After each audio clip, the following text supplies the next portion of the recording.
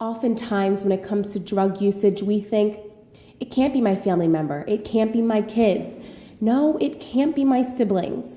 But the frightening reality is that it can be. And here in Bucks County, heroin usage is running rampant. It is in our schools, it is in our streets, it is in the hands of our children.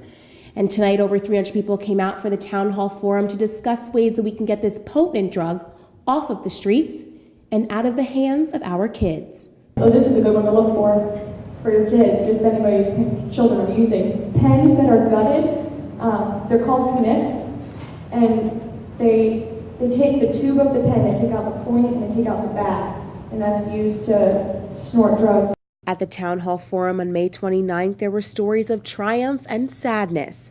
Panelist Bill Murray lost his son to heroin addiction last June. Dealing with an addict in your family is extremely difficult. I'm not sure there's much else that is as big a challenge as that is. With addicts, oftentimes it's not so much that they don't want to get clean, it's that their body has become so dependent on the drug that they physically cannot live without it. First of all, I had a little thing of Xanax sitting in my bathroom, and I'm like, oh my God. So I flushed it down the toilet, and that wasn't me, that was my higher power. There was no way I would have flushed that down the toilet. A new treatment called Vivitrol helps block some of the pain recovering addicts feel from the lack of heroin and other opiates in their body. Recovery is a painful and difficult process. This monthly injection, like other treatments for opiate dependency, can help, but does not solve the whole problem. People shouldn't conceive it as being a magic bullet, that it's going to cure the problem. You just gotta turn your entire life around. I mean, they say you only have to change one thing, and that one thing is everything. Those that need to get clean have to want to get clean. According to Jackie Calkins, who is a recovering heroin addict, the road to recovery is rough, but it's worth it. I can't even explain to you how amazing my life is today. I can't. And that's all because of a 12-step program. She accredits her new life to a 12-step program, which are guided principles that outline a course of action for recovery. If you know someone who's struggling, send them to a 12-step program. It will change your life. It'll change their life. People that use run the risk every day of jail time, overdose, and death. My son passed from a heroin overdose on June 30th, 2008. Drugs today are more potent than they were 10 years ago. Marijuana potency has allegedly increased from 10 to 50%. Often people brush off marijuana dangers, but according to Mr. Heckler, this drug, just like the others, is not to be taken lightly.